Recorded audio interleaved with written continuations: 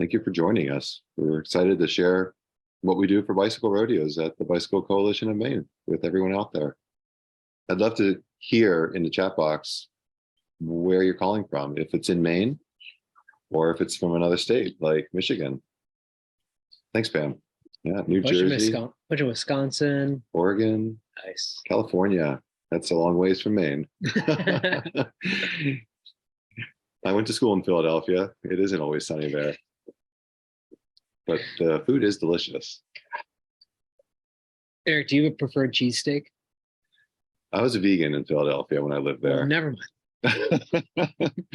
But before I was a vegan, I used to get cheesesteaks at 30th Street. No, not 30th Street. Reading Terminal. That might have been what it was called. The commuter line and the subway both went through the basement of this giant building, and it was like a farmer's market and all that. And they made some good cheesesteaks in there. This was 20 years ago. I don't know what's going on there now. All right, well, it's 12:01. People are still rolling in, but they're still good. Well, I'm not a vegan anymore, so maybe next time I return to Philly, I will visit Reading Terminal. Nice. Yeah. Thanks, Pete. So welcome everyone to our talk today on bicycle safety rodeos. My name is Eric Da Silva. I'm Dan Bassett. And we operate the education program here at the Bicycle Coalition of Maine. We're actually speaking from Portland, Maine, but the Bicycle Coalition of Maine is a statewide program or statewide organization, nonprofit, and we work to make biking and walking safer and feel better in the entire state. So big state. I actually live in the Bangor region, further north. Dan lives in the Portland area, but I'm down here today so we can do this together. And I hope you enjoy it. Please ask questions. And if you have other ideas, a lot of you have probably heard of rodeos or maybe done your own rodeos. We would be very open. We love hearing ideas of how other people do them. So without further ado, I'm going to start the slideshow and let's get right into it. So thumbs up. Is this working for everyone? Thanks. So today we're going to go through the education program that we have at the coalition. I'll explain to you what a bike rodeo is. We'll talk about the scheduling process, look at some of the available resources that we make available here in Maine. If you're calling from out of state, I think these are great resources that you might be able to build your own. And then we'll talk about the day of, like, how does the actual rodeo get conducted when people are showing up. Our program, the education program, does all ages, and we do a variety of things. So we do youth education, and that's really what the rodeo is going to be about today, is like, how do you get youth engaged with cycling, and how do you teach them how to be safe while they're driving their bike? We also teach adults very similar principles, like how do you stay safe? How do you empower yourself to be more confident on a bike? And how do you get around and utilize active transportation? What are the resources out there? We have online and printable resources. We have a program that's launching actually next week. We have a webinar and we're accepting applications right now for folks that want to teach with us, because we are trying to cover a huge part of the Northeast. Maine is a giant state. And so we're actively looking for instructors, and we love working with people. And we have a program called Earn a Bike, where we take low-income families and help them understand the mechanics of a bike so that they can then earn a bike through that process that doesn't cost any financial money, just their time. So if you want to learn more about any of this, please visit our website, bikemaine.org. Bike rodeos are some of my favorite. Would you say they're one of your favorite too? Yeah, they're a good time. They're super fun, and they're fun because it's fun to see everyone else having fun. So they're fun events. Kids get onto the rodeo course, and the way we do a rodeo, as you can kind of see in this picture, even in the rain, it's fun. But there's no stations in the rodeos we do. We do something called a continuous flow rodeo course. So, and I'm going to show you pictures of what that looks like and how to create it. But the general idea is that once the participant enters the course, they are now in a small mock road traffic system, and they can make turns. They can choose their own adventure. And for that, it's very fun. The whole time, though, they're having to practice safe driving skills, how to communicate with other drivers. There's traffic, there's two-way streets, there's stop signs. There are intersections. Sometimes we make a roundabout. Have you ever made a roundabout in one of yours? Yeah. Yes. Sometime. So roundabouts are actually very challenging to build, but they are something that drivers are starting to see more and more of in the state of Maine and probably in other places. And so we want our young bicycle drivers to know how that looks as well and how to understand how it works. Sometimes if you know the people that are showing up, you can incorporate a report card. And this is a nice way to show that what student is doing well at, what the student is doing poorly at, and then that student can go home with that and know what they can work a little bit more on later. I have an asterisk near perfect for 4 to 10-year-olds. We've had kids on like little scooters, balance bikes, probably like as young as 2. And if you like tricycles, right? Mm-hmm. Those ages need their parents to go along with them or an older sibling or friend, but they can engage too. Above 10 years old, a lot of students are starting to be a little bit more independent. They're maybe riding to school on their own already. They might show up for a rodeo and they might leave early. They might show up for a rodeo and stay the whole time. It really depends on what they're looking for. But the window that I see is 4 to 10-year-olds as really being, this is an excellent activity for that, K through 4th grade kind of thing. Older kids can engage, and we'll talk about some of the more challenging activities, skill drills, and you can even follow up a rodeo with a neighborhood ride. The rodeos teach everything that you might teach in a presentation. So we go to a lot of schools, we do a lot of lunch and learns, and we're teaching this type of stuff to all ages. When you have a group of kids in a presentation, like sort of feels like a lecture in a classroom, it's hard to engage them. You can do some kinesthetic stuff, but getting them on a bike is really just learn through practice. So we have, we do have some stations. I should take back what I said earlier, but the stations are different than what a traditional rodeo course would have. So as students arrive, they do their sign in and their liability and the registration. But then the first station they get to is actually a helmet check station, and they line up and someone is there to help them understand what a helmet should fit like on their head. And that should not be someone just fitting the helmet on their head. It really should be an engaged thing, students lining up and doing one-on-one with an instructor or volunteer to understand how the helmet fits on their head. And then we'll talk about what they're dressed like as well. And then we're not talking about spandex or lycra, but we are talking about watching out for loose clothing that could get caught up in the moving parts of a bike. And we'll mention that if they're wearing all black colors, like what the benefit of wearing something brighter could be. Yeah. I see a lot of loose shoelaces all the time too. Something you always got to check. Yeah. So some students might walk away from that bike rodeo knowing how to tie their shoes. There you go. Another learning experience. Then they move to another station. And that next station is going to be an ABC quick check your bike for safety station. Same as the helmets. It should be a one-on-one thing between mechanic, instructor, volunteer, going through air, brakes, chain. If there are quick releases, what do you do there? Looking at the kickstands, I find a lot of kickstands about to fall off on bikes that show up. I find wheels that are about to, they might fall off. Very common, and a lot of people are usually impressed that their bike is that their bike is doing this, but they haven't crashed yet. Is the stem, the handlebars are loose to the fork, the front wheel. And so I usually try to grab the front wheel, spin the handlebars, check that. But do it with the student, show them the tools, have them grab an Allen key and make an adjustment. So it's all about empowering them. And then they enter the course, and that's the continuous flow model. And that's where they learn the rules of the road. Planning a rodeo is probably the biggest thing that needs to happen, and it has to happen well. Otherwise, the rodeo and what happens on the day of the event will not work out very well. So go to our website if you're in Maine and you want to see if one of our instructors are available to help you. You can request somebody to come to your event and we can facilitate the event, help set up the course, help you manage volunteers and people that come and go as participants. Basic requirements for everyone is you need a large parking lot, 60 to 100 feet. You need volunteers. For a small group of participants, like maybe 20-ish, 30-ish, you might get away with 4 volunteers. If you have upwards of 50 or more people coming to ride, you need a lot more volunteers, at least 12. The worst thing is where you have bottlenecks. You don't have enough people monitoring the course. then the quality of the rodeo really starts to decline. So make sure you have enough people there on the day of. And participation. So 20 plus participants is what we have on this slide. The reason that you need that many participants is because we want to make the rodeo course an environment with real traffic, so that students are learning what the consequences are, and they're gentle. But if you don't stop at a stop sign, there's going to be someone else probably there coming from another direction.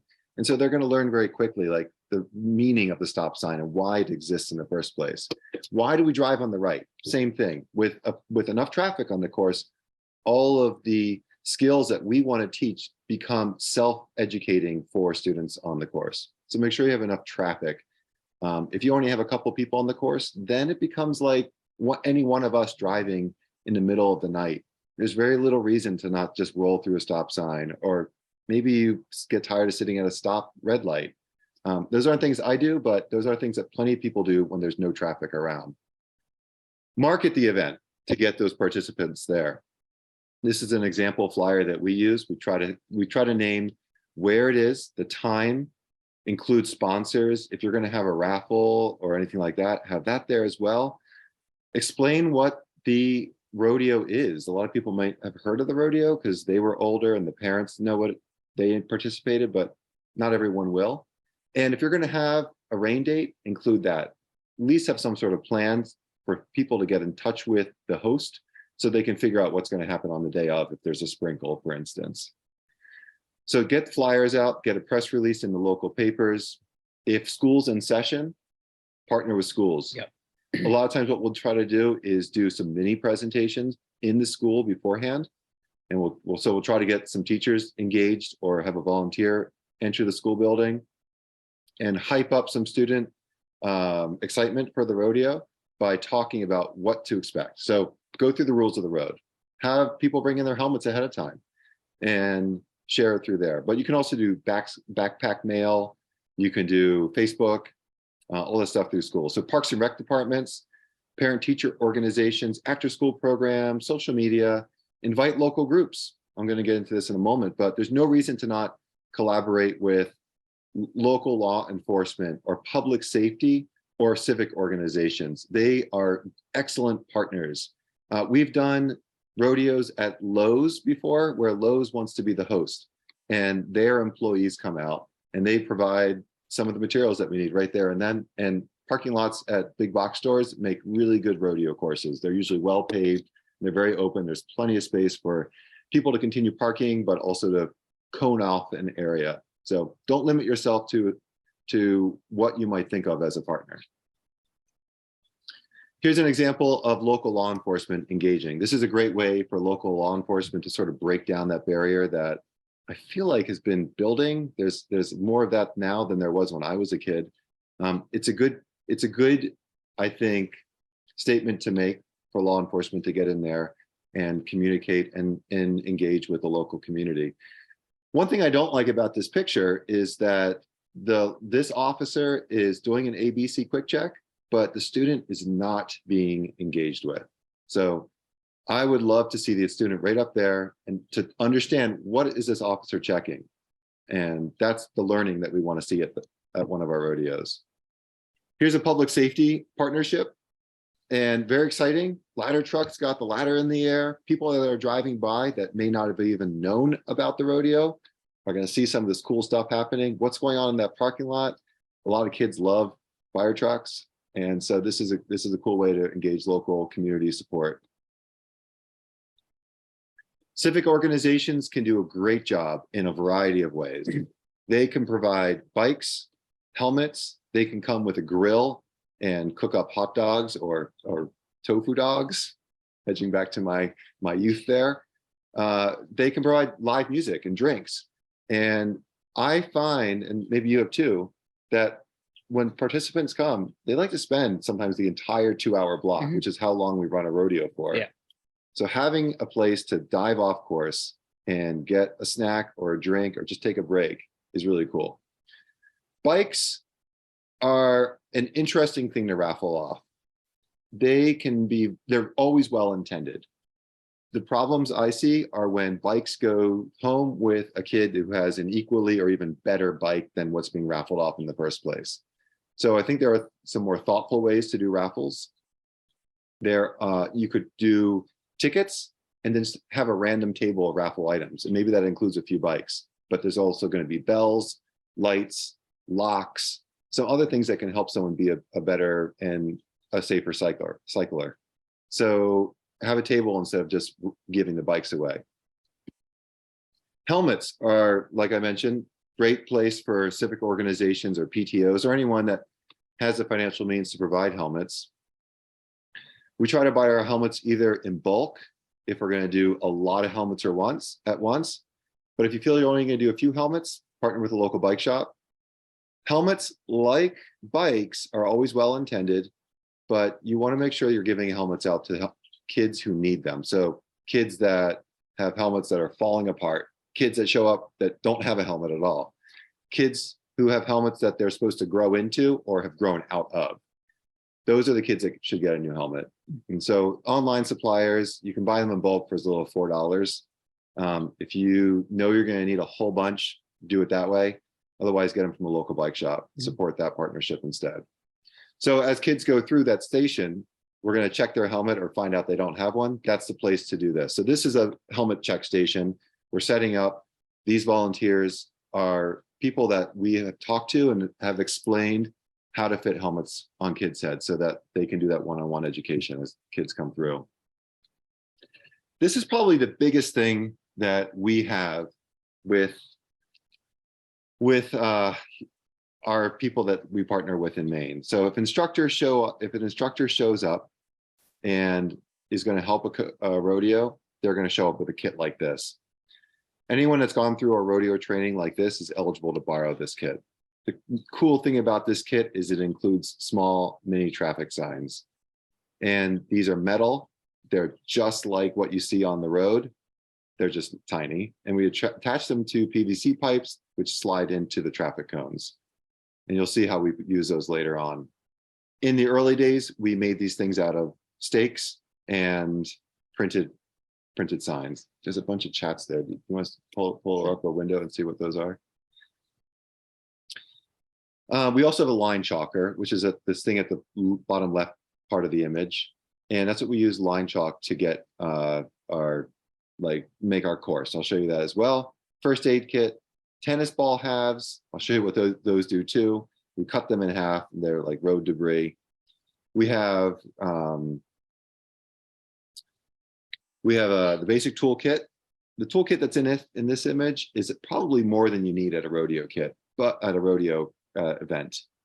So typically when a bike comes through, we might need a wrench to get the wheels tight, maybe an Allen key to straighten up the handlebars, adjust the seat post, and a pump. But once in a while, you'll have someone come back and say, well, I got some big problems. And you have time because there's not a queue of people going through the ABC quick station.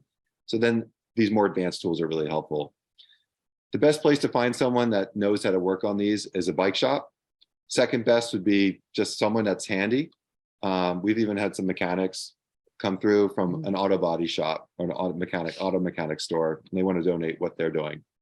I found there's usually a bunch of teenagers at these events sometimes, like whose brother and sister are like riding bikes that have a fair amount of mechanic skills. So yeah, I always put them on there and pump up tires, check brakes, stuff like that.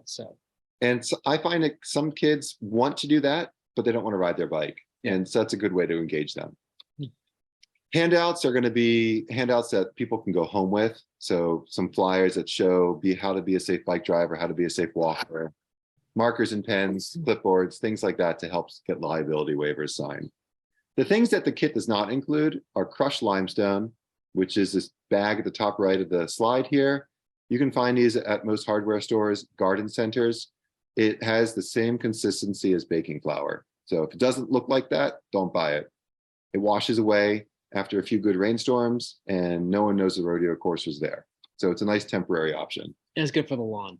Yeah, exactly. You want to change your pH? Get some limestone. Full-size traffic cones, that also doesn't come with a kit. And we don't have enough traffic cones, and they're heavy and they're big. They're difficult to transport. This is where public safety comes in.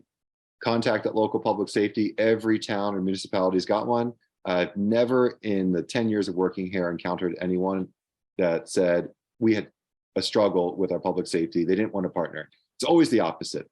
If anything, they're excited to get cones to the event on the day of, and they'll drop them off. Get about 25 or more. Yeah, I was also realized if you're in a bigger town, Public Works probably a great one to go to. Also, it's the tip of my tongue. Oh, like construction companies sometimes too. If you have a local construction company, they usually have tons of these and are willing to partner as well. And they might send volunteers. Yeah, they might just come drop it off for you. That's great. Either way, drop off, pick up. You don't have to deal with hundreds of pounds of cones. Yes. Liability waiver is the last thing on here. We have a template that we share. It's extremely generic. It's from our insurance company. It just has the date, the event, the host, and it waives liability from any partners, volunteers, etc. So we have every parent and student sign those. That's the advice we've got from our insurance provider. Should I ask some questions real quick? Sure. All right. So we got a question here from Mary. Is parking lot size universal there? Could a traffic circle, like a bus drop off circle work? Yeah, I mean, ideally, a like 100 by 100 foot square parking lot is kind of the easiest one to work with, but we've done rodeos and I've done one in a circle, like a drop off circle. I'm doing it again there this year. Mm-hmm. And this might not be the easiest or as straightforward, but also allows for a lot of creativity sometimes to set one up. So, just got to look for what you really need to get in your rodeo course, and then you can go from there. Just find your necessities. We'll go through the cookie cutter design, and then I don't have your drop off a picture of that. That would have been good to include, but we have some alternative designs that we could share, like what those look like. Mm-hmm. Yeah. From Sandy. Do you give out bike helmets to every participant? You want to take that one? No, we don't. Yeah. Because what we want to limit is someone going home with a helmet when their helmet's fine. Yeah. So we give out helmets to those who need them. And then our advice to hosts, the BCM, the Bicycle Coalition of Maine, does not buy and purchase these helmets. We encourage hosts to have helmets on hand. We encourage them to hold on to those helmets and save them for the rodeo next year, or sometimes if it's law enforcement, put some helmets in the cruiser or on the back of the cruise of the bicycle, and give out helmets to students as you see them through town. And there are some really creative ways of encouraging helmet use. Ice cream vouchers for people that are willing to put a helmet on or who are wearing a helmet already is one thing I've heard of using. Yeah. Also, if the BCM also shows up with helmets for people to borrow. They don't have them. If they don't have them, if the partner organization doesn't have helmets to give out, we try to limit the barrier as much as possible for people to participate. Granted, we wish we could send them home with a helmet, but at least have some for them to participate. If you do want to go get helmets, if you're looking for a partner organization, Eric mentioned before, local bike shops. We use a company called Pro Rider as well. Like you buy in bulk, are as low as $4. Yeah. It's quite cheap. So, and they meet all the national safety standards. So we also try to bring bikes once in a while to rodeos too. So that there's an extra bike kicking around for someone who shows up with a bike that doesn't function or they don't have a bike. Mm-hmm. Do we have more questions here? There's a few more. Do you have a customizable flyer with templates with your logo on the bottom? Yeah, we can include a link to the template. It's in a Google document, Google Drive slide deck, and you can edit that. And we'd be happy to share something similar to what I showed on a previous slide. Mm-hmm. Pam, you have one about your online supplier. It is ProRider. It's prorider.com, I believe. I think it's a weird URL. It's prorider.com.org. Just search ProRider helmets. You'll find it. Exactly. Yeah. For raffle, place a basket in front of each winning item. You can choose the one they want to do. I like that. Thanks for that bit of advice, Julie. Why do you need the limestone? We're getting to that. Yeah. You'll see in a moment. And we can talk a little bit more about the helmets, maybe after about size, bulk orders and stuff like that. Yeah, go to the ProRider Helmets website. The prices increase with the less helmets you buy, essentially. But the more you buy, the cheaper the shipping and the cheaper the helmet.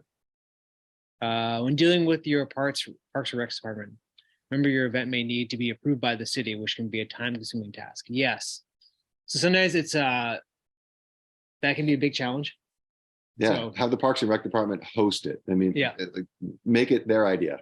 yeah, put it in their parking lot or their property. Right. So try to cut that out as much as possible. The $4 helmets. This is a tough thing. If you give someone a helmet, will they use it afterwards? I mean, Yeah. can't guarantee that. No, but it's like we do everything we can Yeah. to keep them safe. We remove the hurdles. We just make it required for them to participate in the event. Yeah. You can't be on the course on your bike without a helmet on. So. All right, so let's go to the next slide here. Keep the questions coming if you have more, please. So here's the basic design, very cookie cutter. I'll go through like what the blueprint of this looks like. There's going to be a lot of pictures from here on out. Is that Lincoln? This is in Lincoln, Maine. Yep. I don't remember what school this is in. Here's another cookie cutter shape. So you can sort of see what we're doing here. There's an oval, there's an intersection, there's multiple places for traffic to engage with traffic. Many traffic signs, of course. Arrows to help remind students what side of the road to travel on. Turtles. This is where we use the tennis balls. They could be any kind of debris. I like to call them turtles. Is that what you call them too? Sure. Yeah. So sometimes kids like to hit them. Sometimes kids like to avoid them. Either way, though, they're learning a skill. Yeah. If they want to hit them, they're learning how to control their bike and like hit the turtles. They're going to avoid them. They're learning how to avoid them. So they're doing something on the course. Roads are not perfect, as you all know. There is debris. The tennis ball halves are very gentle debris. If you hit them, nothing terrible is going to happen. This is an example of low participation. This rodeo, like any rodeo course, takes an hour to an hour and a half to set up. There are people there to help make sure that everyone can engage and learn. And this rodeo had 3 kids show up. And there's no traffic on the course. The 3 kids that showed up were amazing kids. I'm glad we were there for them. They had a wonderful time, but they could have got a lot more out of it had there just been more people on the course. So this goes back to that marketing. Market well to make sure that you have enough people on the day of. This was a nice day. Could have been raining. It could have been raining. This is good participation. This is a little intersection, and there's actually traffic backed up at the stop sign. And this is a reason, like the stop sign's there. Now students know why it's there. They're going to stop. So here's step-by-step instructions. And so very quickly, these white lines, they're made with the limestone. We use the line chalker. This is the same stuff that used to be on athletic fields before a lot of schools and at Parks and Rec department switched over to spray paint. It was lime. Yeah. Probably still using a lot of baseball diamonds, maybe. I don't know. Once again, if you have a Parks and Recs department, they will most likely have a line chalker for you to use. And theirs are usually probably better shape than ours, but Yeah, they get beat up pretty hard. Yeah, it definitely takes a little bit of time to learn how to feed how to like adjust the chalk properly, but Bags of lime are $4-ish. The line chalker it's around 100, I think now. They were cheaper when we bought the ones that we use. Yeah. But if you're going to be doing this regularly, we do many of these throughout the state every year. If you're in a smaller city, you're going to do a couple of these a year. It's probably worth having a line chalker. Yeah. And they don't wear out just by sitting and not being used. So they last a long time if they're being used only occasionally. Yeah. And with chalk also as well, I've learned that if you go to most local hardware stores or even like a Lowe's and say like, hey, I'm doing this kids bike rodeo, I need 3 bags of like pulverized limestone, they'll most likely just donate to you. So yeah, exactly. Yeah. So here's the step-by-step instructions. And someone's asking about the template. So we're going to go through that now. Is there pre-registration was another question. We leave that up to the host, and some hosts will want to do that and it can work really well for them. They might get a 20% or 50% registration rate, and that at least lets us know that there's going to be a threshold of at least 20 people there on the day of. So it creates some buy-in and gives us some expectations to rely on.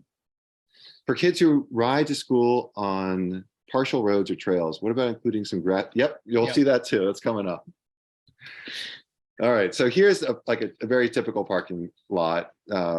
Parking spaces are about 8 feet, 10 feet wide. It can vary, but you can use the width of a parking spot to then gauge how big of a loop to make for your rodeo course. So 60 to 100 feet, that's good, that's fine. If you know you're going to have more people there, make it bigger. Mm-hmm.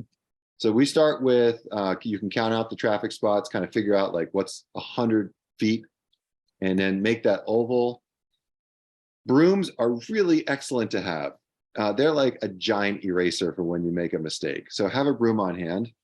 The other reason to have a broom is that the broom is about 52 inches long, 4 feet. My foot is about a foot long, my shoe. And we try to make our lanes about this width the whole way around so that you have something that actually looks, that resembles like some sort of expectation that as students go around, that lanes aren't going to like deviate from 2 feet to 6 feet wide. So try to stick something around 4 feet. Mm. I've seen some people like tape or bungee cord a broom to the side, to the top of their line chalker, and use that as a guide the whole way around. Once you get the hang of doing this a few times, you begin to figure out like what a 4 foot wide lane looks like. Yeah. So two rings now, and now 3 rings. So this is the core of our cookie cutter design. 2 lanes around both sides, and then an intersection in the middle.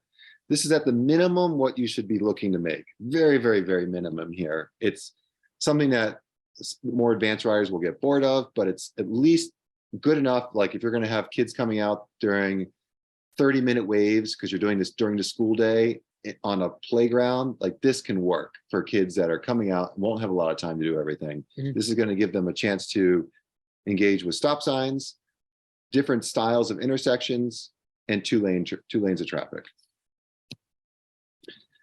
The solid line will go on the outside. These are like the white lines on a normal road.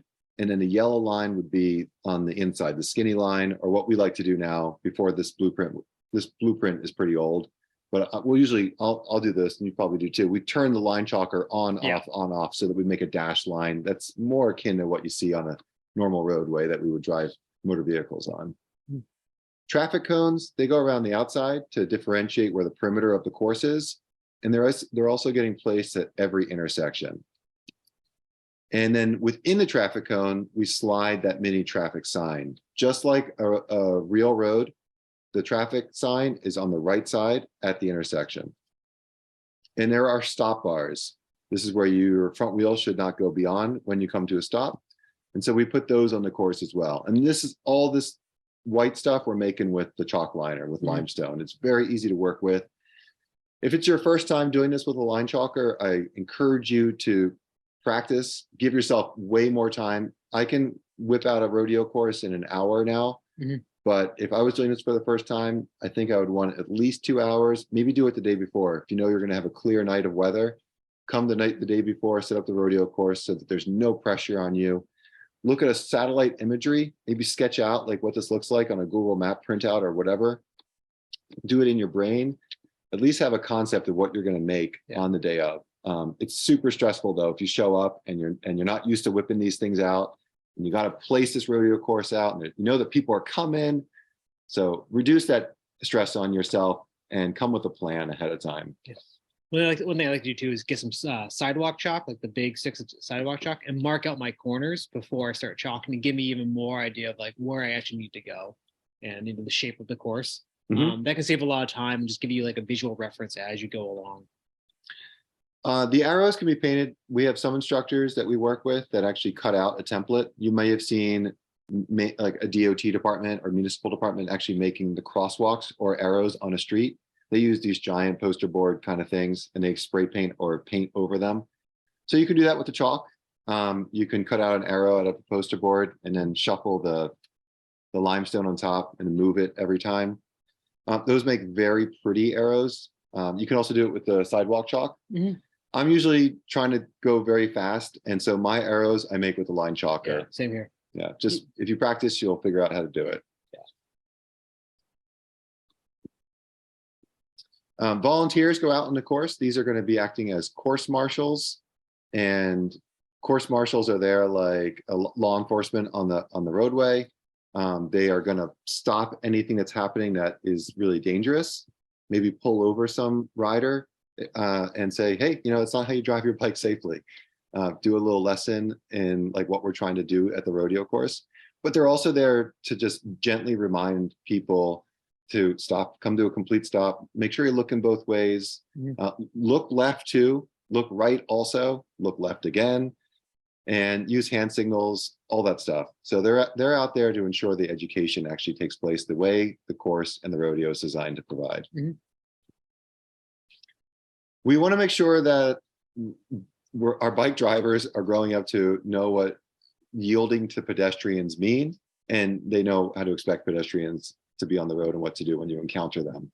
This is also a good way to engage everyone that isn't on a bike, whether they don't want to ride a bike, or for adults or parents that are standing around watching their kids. Build a crosswalk. And what we try to do is build a crosswalk in one spot and then direct whoever is going to be the pedestrian models to then cross at another location. And this way we're teaching that drivers on the course need to yield to pedestrians at the crosswalk, but pedestrians need to yield to drivers at the non-crosswalk location. And sometimes you have the parking area on the other side of the rodeo course and the registration on the far side. And so you can build multiple crosswalks so that people can get from the parking area to the registration place. And that sort of like forces people to be pedestrians. This is what it looks like if you were to plug everything in to the rodeo course. And now you got that thing that's ready to go onto a small playground for a school to engage with.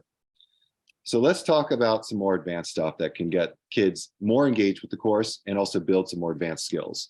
This is the slalom, and we'll show you how this plugs in.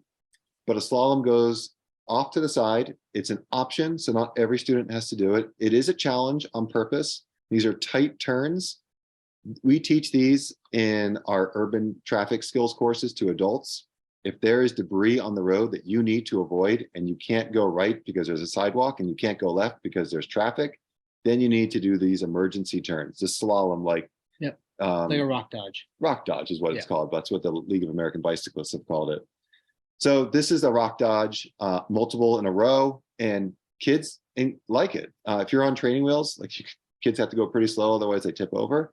If you're on a bike without training wheels, you can go through here pretty quick, and kids that get it really cool. I mean, it takes a lot of skill to do these things quickly. Even to do them slowly and stay in the lines is a challenge, and that's what we want. So first time through, oops, kid misses at least 2 rocks. By the end of the rodeo, that kid is like totally into this. They're going to get all 4 of those rock dodges, and that's a great skill building. Oh, we also do this thing called ride the plank. Arr. So we take plywood. Maybe this is like a 1/4-inch plywood, and we cut it up. You can do it on the left here. It's one continuous width, or you can make it skinnier and even more challenging as it goes on.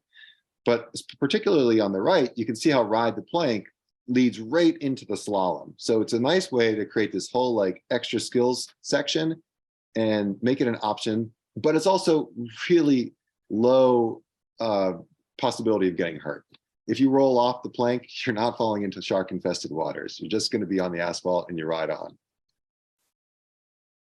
And this is how that slalom would merge back. So this could be a stop sign, or it could be a yield sign. That's up to you.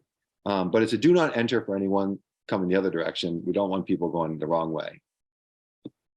Here's what it looks like in a schematic. Ride the plank, slalom, maybe that's where you put the turtle shells, and then you either have the stop or the yield where it integrates back in. And you put it all together, and now you have a very complete course. This is good for all age groups. This is what I learned how to build the first time I went through. I think the first time you built a rodeo course was on that traffic circle, that bus drop off, wasn't it? It was like the first or second time. Yes, that was a challenge. If you have a big open parking lot and you can build this thing, and you don't have to think about like navigating around like grassy islands or anything like that, this is easy to do compared to accommodations. Always sometimes though, if you do have a grassy island or something like that, I think you can always find a way to integrate that into the course too. Yeah. I mean, be creative. Yeah, it makes it a lot more interesting. So this is a time lapse, and this has got a grassy island in it and a bunch of other things. But this is going to show you quickly like what it looks like to build a course from the beginning to the end. So the chalk liner is out in the course now and putting the lines down. We have other volunteers on the course too. And those volunteers are going to be helping to put cones out where they need to go, traffic signs. They're getting the registration table put together, helmet table. They're getting the tools out to do the bike checks. Towards the end now, the course is getting finalized. So we do a final gathering of all volunteers with whoever is the expert on the day there, one of our instructors, or maybe one of you now. And we talk about what everyone's role is going to be, where you're going to go, where you should be, like what the point is, etc., like how to handle bad kids, how to encourage good kids. And there's always leftover chalk, so maybe we draw a little bike on the parking lot. And then the kids go out in the course, everyone has a good time. We run for about 2 hours like that. I personally love making some rodeo course art, try to get the name of the town in there, or bicycle, or smiley face, Yeah. Just adds a little bit more pizzazz to the course. Yeah, it makes it way more fun. It puts a smile on people's face even before they like start doing anything, when there's like a giant bike painted with chalk on the roadway, or their school mascot, like as you said. Yeah. So this is that course, that time-lapse course, and now it's completed. And we'll show you some more pictures of what this course has in it. But some elements that you can see from this, like sort of like on top of the boulder picture. It's got these islands that aren't part of a normal course, but this is also a very large parking lot, and we have about 60 to 70 kids show up to this event every year. So there's not a lot of kids in this picture at this moment, but this course can get very crowded. And unless you're stretching everything out, you can end up with stop signs with 10 kids like queued up waiting for the intersection to clear so they can get through. Mm-hmm. And then you're transitioning from this is fun to, oh my gosh, I'm stuck in traffic. Like any of us can probably relate to. It's not fun to be stuck in traffic. So expand the course if you know there's going to be a lot of kids there. Mm-hmm. There's also some weird stuff going on here. I don't have like a chicane off to the side, but we have a chicane like built in. It's almost like a paisley sort of print. And the kids go in, they have to wind themselves through, and then it plugs back in. There's a grassy area on the far back, and I'll show you a better picture of that in a moment. But we have kids going through this ditch, and it's the kind of ditch where water would collect during heavy rainstorms. It was dry on the day of this event. So we took kids right down the grassy, sandy embankment, through the bottom and up the other side. A lot of people had to walk, but a lot of them figured out by the end how to change their gears and get up the far side. So we're trying to teach a lot of elements here. We talked about the ramp yet? Oh, actually, I don't even have a picture of the ramp in here. So we have a big plastic ramp we bring sometimes called a land wave. And it's pretty cool. But that's something we'll also add into the course sometimes too, like off on the side, like maybe where a slalom might be, I might throw the ramp in there. And that's super fun because, a lot of kids at first won't be able to get up it. And then before you know it, they're having no problem getting up over it. It is one of those places, though, it gets very popular. So you'll always need a volunteer there because kids will want to start hitting that fast, and almost guarantee every time pulling up, one kid falls down. But, or you have kids that don't make it up and they start going backwards. Yeah. And they need help. So, so have an adult volunteer standing right by the ramp. It's like a little tabletop, maybe a foot tall, just to help push kids over the top so that they're not falling back into people that are coming. Yeah. But that is fun. And it's fun. And we don't normally encounter tabletop ramps in the roadway, but it's developing skill, bicycle handling. And when you have good bike handling, you can avoid an emergency, the unexpected obstacle, or like the car pulling out in front of you while you're driving your bike. And that's a huge part of what we're trying to teach with a rodeo. It's just basic bike handling. Adult participation. So obviously volunteers, but we want adults to participate on the course also. Follow the leader. Just drive on the course with the kids. Drive your bike on the course with the kids.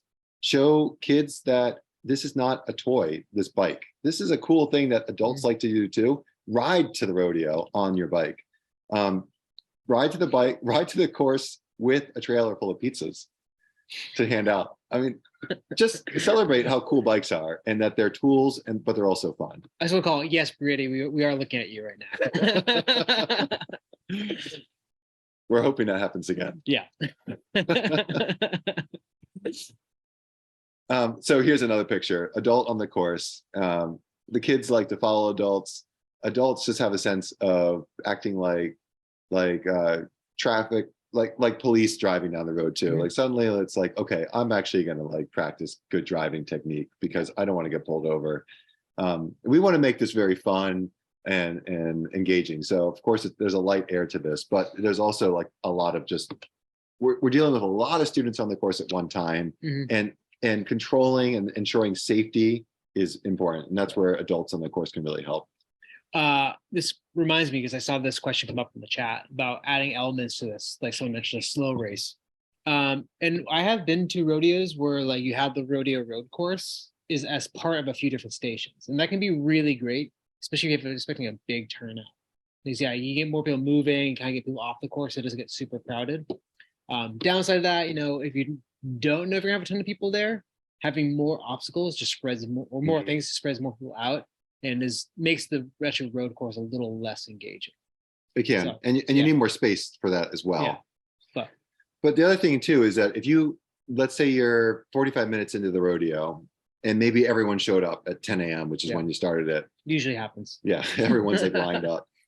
45 minutes in, you're like, wow, there's a group of like, there's girls and boys, they're flying through this course. They need something more challenging. Like they're starting to pass people. They're not even like, they're just becoming a danger to the people that are actually still learning from the course.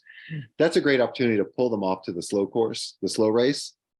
Or it's a great opportunity if you have enough volunteers, like let's do a group ride around the school or through this quiet neighborhood, and just lead an instructional ride with those kids so that they can get a little bit more.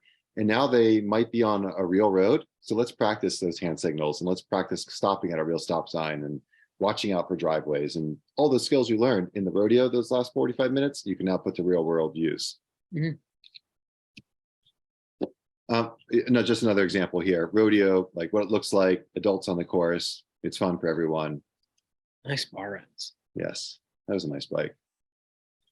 Classic. Here's that ditch that I was mentioning earlier. Kids come down, and yeah, some kids would wipe out on that sandy descent, but it's gentle. No one got hurt. It's like bumps and bruises. Kids are resilient. They go through the grass at the bottom. It's hard to pedal. And then there's a grass climb on the far side. So this is a great way to teach two skills. Well, more than two, but two big ones: braking and controlling your descent, and then gear changing for those that show up with multiple speed bikes. How do you get up the other side? How do you change gears? How do you anticipate that climb ahead of time so you're in the right gear before you find yourself clunking through and grinding gears? So just extra skills. And accommodate other people. So if you have sidewalk chalk, make an area just to draw fun things. So these kids are drawing bikes. They actually drew out, some of the older ones drew out bike grapple and an arrow, like how to get there. There's a little like road that you could walk on. We had some of the younger kids were just walking on this road having fun, but it's just a great way to like sort of make this in a community event. Yes, yeah. We used to have a really big event down. Actually, I don't know if they still do it. They became autonomous, which is always our goal. Like we send an instructor the first few times, but ultimately, like if a host can become autonomous and that works well for all the parties involved, then they begin to do this thing on their own. We had a host down here that was getting over 100 people coming to the rodeo every year. And for a time, they were having one of those portable rock climbing walls come. It became much more than just the rodeo. And you want to be careful. You don't want to detract from the rodeo too much, but if you have some extra things show up, that just makes it a bigger event and encourages more families to show up. And the more families that show up, the more people that are going to have a chance to learn safe bike driving. Just a fun creative idea here too. Like we had registration on one side and the course on the other side. So why not make the start right there too?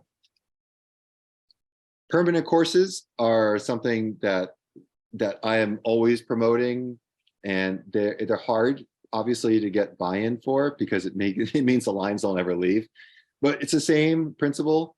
You make the course, except you're using paint now instead of chalk. You use a line painter, same thing that you'd make lines on a side of a road with, same paint that you'd make those lines with.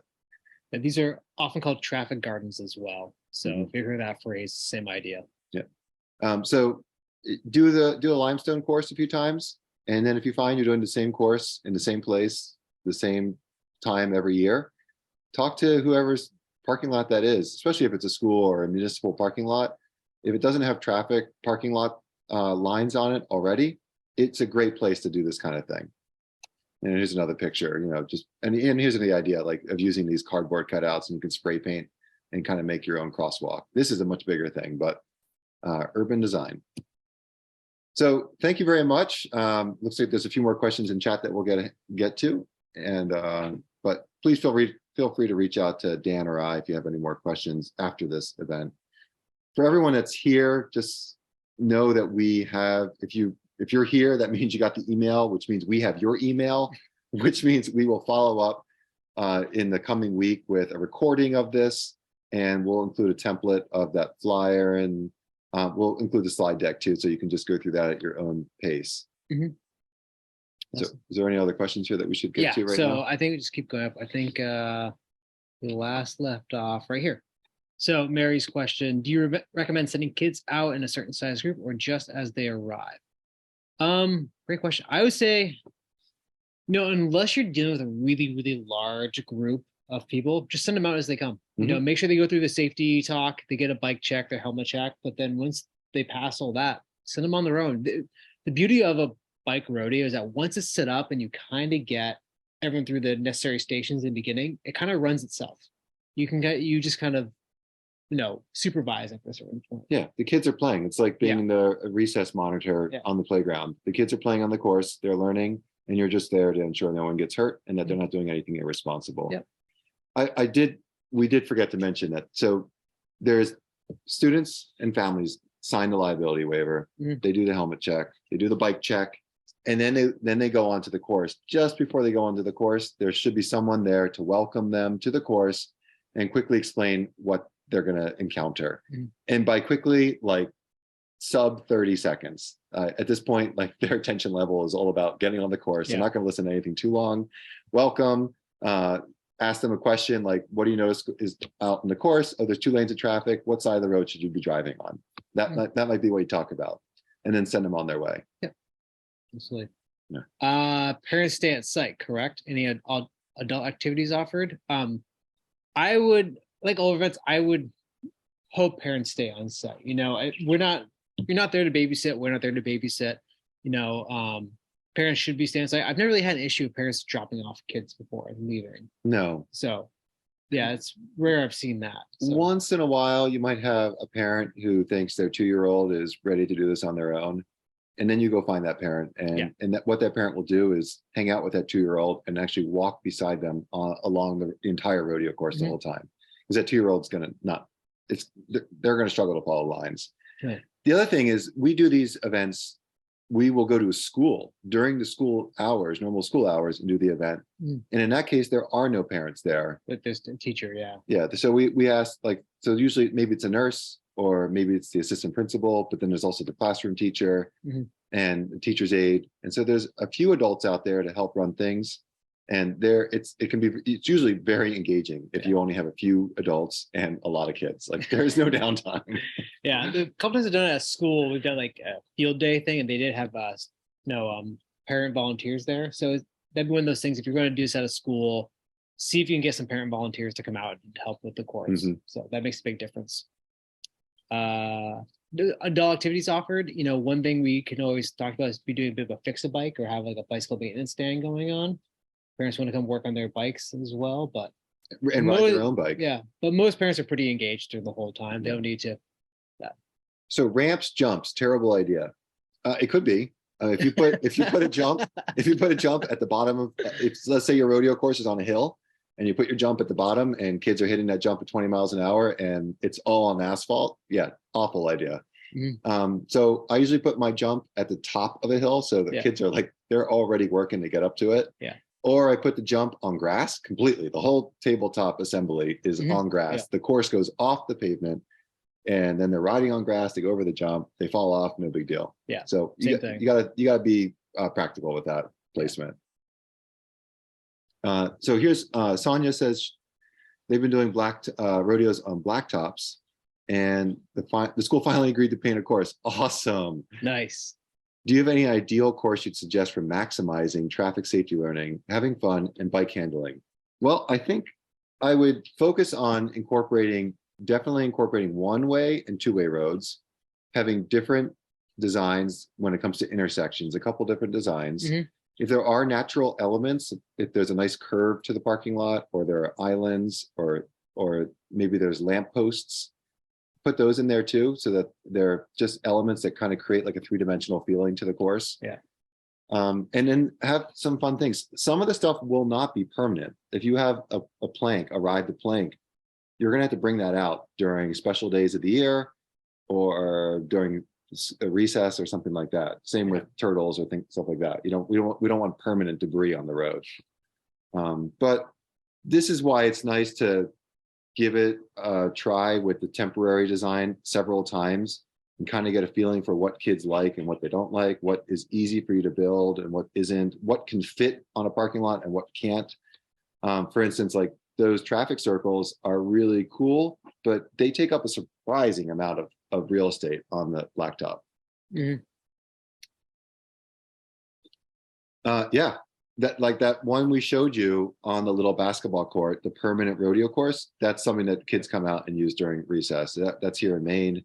The school, I think it's like a K-2 school or something like that. This is back in the day before like push bikes became popular. They just had a bunch of tricycles that would come out and they would use them.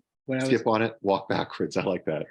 When I was in preschool, we had little tricycles in a traffic garden. Oh wow, It was you're really lucky. cool. Yeah, that thing definitely helped cement my love of bicycles really early on. So Let's see how to get it from you. Yeah, we're going to share the slide deck. We're going through the questions right now. Sorry if it seems jumbled. How has this been incorporated into school PE curriculum? That's something that some super champion phys ed teachers have done. They have a whole bike unit. And for them, it's inviting one of us to the school annually to do a bike rodeo during the school day. Some phys ed teachers will do something similar to this on their own. We've done rodeo courses inside gymnasiums. Not every school is going to be like cool with bikes on their hardwood floor, but some schools have a pretty beat up floor. They have some other material. It's not hardwood. It's resilient to bikes. So you can do it that way. Yeah. So the quick answer is yes. Some PE teachers have done this. The curriculum can be a lot bigger. It could be a bike unit where you start with talking about bikes, and then you do something where you're working on bikes and just the mechanics, and then you're getting out and doing a rodeo, and then you're doing a ride through the neighborhood, and then you're taking kids on trails and maybe even building trails on the campus around the school area. So it really depends on what staff and what the school are able to do as far as resources and accommodations. Do you all have training in a rodeo for off-road biking? We do off-road biking education. Yeah. And that usually is going to a school, and it can be building trails and teaching off-road riding skills. It can just be one of those things. Well, it's rarely just building trails. yeah, usually we try to focus a lot on just getting people on bikes and having fun. If we can incorporate trail building, great. But I think our focus is usually people on bikes. And that's a good segue to people using bikes as a tool to commute to school, to commute to work when they're older. Yeah. So how can you just get that love for bikes? And oftentimes it's starting off-road where motor vehicle traffic isn't an intimidating factor. And then trail building can be part of, if you have a busy intersection by your school, if you can build a trail that, cuts off that intersection, bike can just enter the school property in a pretty safe and protected manner. So yeah, so check policy for jumps and ramps in general. We don't ever show up and do a rodeo at a school without the school intrinsically being involved already. Someone is always there from the school as a representative. They're setting things up with us. And if there's ever a question, they're there to ask and make sure that we're doing policy correct. Yeah, we rarely set them up ourselves. We're almost invited as a partner organization. So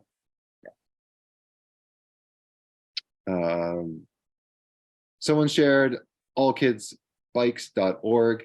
It's a kids bike program for kindergarten PE. I'm interested. We'll look that up later. There's a bunch of other resources here with curriculum from other states. Do you ask children? Yeah. So one of the last questions here is from Pam. Thank you, Pam. I'm glad you enjoyed this. Is do you or was that from Pam or someone else? No, it was from Anne. I'm sorry. As far as getting kids to school with their bikes. So yeah, this is a huge ask, and it can be very challenging for a number of reasons. Yeah. Some schools can pull it off, and it's pretty exciting to show up to a school event and there's like 100 bikes lined up on the outside of the building. And normally there might be 5. So they can do it. Other times it's very difficult. We can't expect every family to have the resources to get a bike to the school. So what we try to do is ensure that there's at least a minimum threshold. So let's say you're doing all of grades 1, 2, and 3. That means that there's going to be some overlap between grades. You can't get every grade out there at the same time. So maybe there's 3 sessions, which means some of the grade 2 bikes can be borrowed by grade 1 students and vice versa, and grade 3. And what we'll do is encourage teachers to talk to students ahead of time and say, hey, Bobby, are you okay with someone else borrowing your bike? Oh, great, thank you. We'll put a pink ribbon or whatever around the handlebar so that everyone knows Bobby's bike is available for other students to use. We have a special kind of circumstance, Dan and I, where we have trailers available full of push bikes and pedal bikes that we can bring to some schools. That means we're covering hours and hours of driving. Sometimes it's not possible to get that trailer to a school, and it's only he and I that have the access to that trailer because we have vehicles and the know-how and whatnot.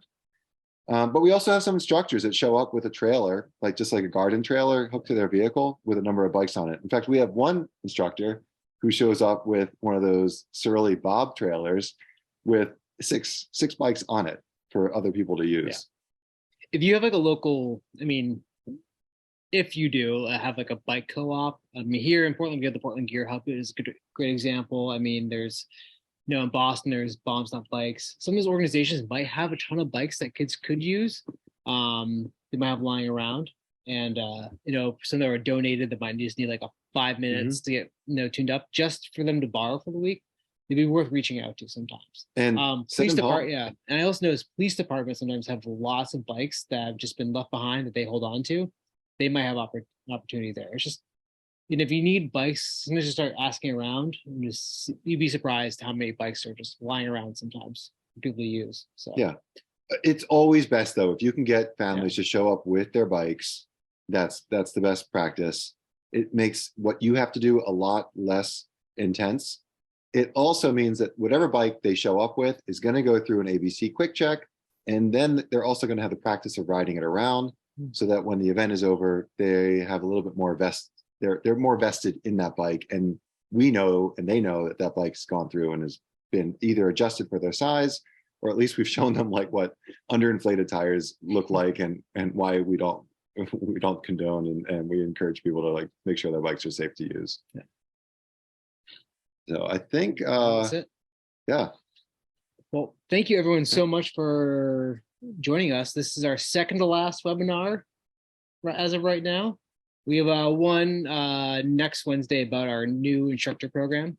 If you are interested in that, check out our education webpage and learn more about it. But we will be having informational webinar about our new instructor certification program. Yeah, which we're really excited to do. We have over 40 applicants. Over 40 people applied. I'm super pumped about that. That's great. The more the merrier. Yeah, 40 more people to do rodeos. Well, that would put us at, if we're doing 20 each right now. Well, you guys can do that. 40 times 40.